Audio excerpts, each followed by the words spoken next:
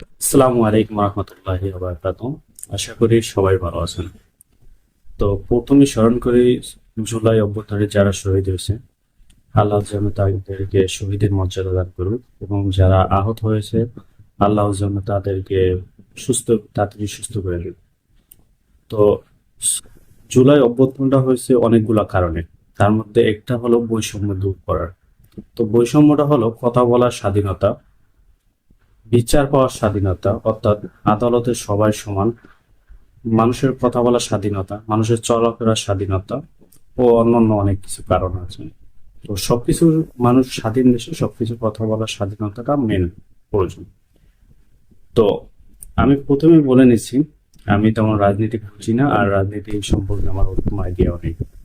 তো আজকে আমার মূল টপিক হলো সিটি কর্পোরেশন নির্বাচনের। তো 2020 সালে ঢাকা সিটি কর্পোরেশন নির্বাচন, 2021 সালে হয়তো মেবি চট্টগ্রাম সিটি কর্পোরেশন নির্বাচন, এবং সবচেয়ে 2023 সালে বরিশাল সিটি কর্পোরেশন অনুষ্ঠিত হয়েছে। তো আমি প্রথমে বলে নিচ্ছি, আমি চরমোনাই দরবারে কোনো মুরিদ না, ইসলামী আন্দোলনের কোনো সমর্থন না। তো এটা আমি আমার নিজের থেকে মানে ভিডিওটা করা। তো 2020 সালে ঢাকা সিটি কর্পোরেশন নির্বাচনে তখনকার সরকারে তো বিজয়ী ঘোষণা করছিল ফজলেনুর তাপসকে। তিনি ঢাকার মেয়র হয়েছে দক্ষিণ সিটি কর্পোরেশনে। চট্টগ্রাম সিটি কর্পোরেশনের রেজাউল করিম সম্ভবত তিনি মেয়র হয়েছিল, এবং সর্বশেষ বরিশাল সিটি কর্পোরেশনে মেয়র হয়েছিল আওয়ামী লীগের পথমন্ত্রী আবুল খায়ের।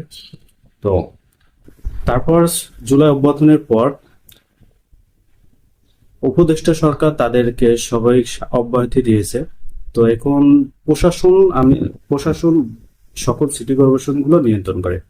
এখন আমার প্রশ্ন হলো যে এই জুলাই অভ্যুত্থানের পর চট্টগ্রাম সিটি কর্পোরেশন নির্বাচনের ফলাফল ঘোষণা এত বছর পর বিএনপি তাদের মেয়র পদ ফিরে পেয়েছে আদালতের মাধ্যমে। ঢাকা দক্ষিণ সিটি কর্পোরেশনের ইশাক হোসেন তার মেয়র পদ ফিরে পেয়েছে আদালতের মাধ্যমে। তাদের দুইজনের আদালতের মাধ্যমে ফিরে পাওয়ার পর তাদের কোনো মামলা আদালতের মাধ্যমে হয়েছে, কোনো মানববন্ধন লাগে না, কোনো কিছু লাগে নাই।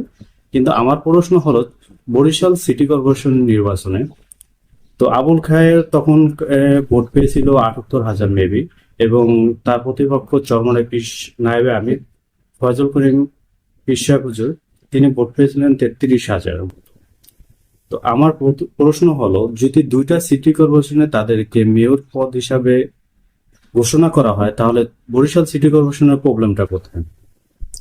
তো আমরা জুলাই অভ্যুত্থানের আমাদের যে বৈষম্য দূর করা, আর আর একটা হলো যোগ্য নেতা। যোগ্য নেতা বলতে কি, সৎ, চরিত্রবান, সাহসী। আমার মনে হয় চরমনাই পিসা হুজুরের সৎ, কোনো নিঃসন্দেহ, কোনো সন্দেহ নেই। তার সাহস, সেটাও সন্দেহ নেই। রাজনীতির ব্যক্তিত্ব, তার যে যোগ্যতা, সেটাও অনেক। তাহলে আমরা তো এরকম একজন মানুষই চেয়েছি। তো দল মত নির্বিশেষে আমি আদালত এবং প্রধান উপদেষ্টা এবং যারা প্রশাসনের লোক আছে, তো আমি চাই যে এরকম একজন সৎ, যোগ্য লোককে বরিশাল সিটি কর্পোরেশনের মেয়র হিসাবে ঘোষণা করা হোক। এটা শুধু বরিশালবাসীর না, এটা দল মত নির্বিশেষে। এখানে যদি আওয়ামী লীগ, যদি বিএনপি থাকতো তাহলে বিএনপির যোগ্য লোক থাকতো তাহলে বিএনপির কথাই বলতাম, যে জামাতের যোগ্য লোক থাকতো জামাতের কথা বলতাম। তো আমার এখানে চরমোনাই যে আছে নায়েবে আমির সাহেব, নিঃসন্দেহে তিনি যোগ্য এই সিটি কর্পোরেশনের মেয়র হিসাবে। তো আমার প্রস্তাব বলতে আমি একজন সাধারণ মানুষ হিসাবে এটা বাংলাদেশ সরকার, প্রধান উপদেষ্টা এবং প্রশাসনের কাছে আকুল আবেদন, এবং আদালতের কাছে আকুল আবেদন, তার মেয়র পদটি তাকে যেন ফিরিয়ে দেওয়া হোক। তো আজকের ভিডিও এ পর্যন্ত। আর এটা হলো আমার নিজের ব্যক্তিগত মত। তো আজকের ভিডিও এ পর্যন্ত। সবাই ভালো থাকবেন, সুস্থ থাকবেন। আল্লাহ হাফেজ। আসসালামু আলাইকুম রহমতুল্লাহ।